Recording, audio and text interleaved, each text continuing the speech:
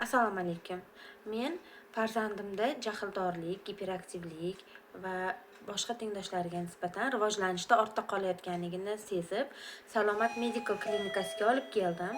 Bu yerda Salomat opa O'rta Osiyoda yagona bo'lgan manikur apparatidan foydalanib, farzandimga aniq tashxis qo'ydi hamda kompleks tarzda davolashni boshladi.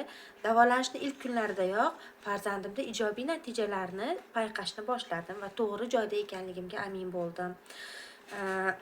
Hozirda bolamda nutqida rivojlanish ketyapti, giperaktivligi pasaydi, shuningdek tengdoshlari bilan muloqotga kirisha olish qobiliyati rivojlanyapti.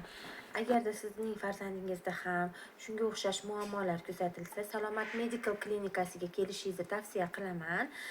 Bundan tashqari, shuni ham aytib o'tmoqchi edimki, Salomat Medical klinikasida 50% chegirma yo'lga qo'yilgan. Bundan foydalanib qolishingizni istardim.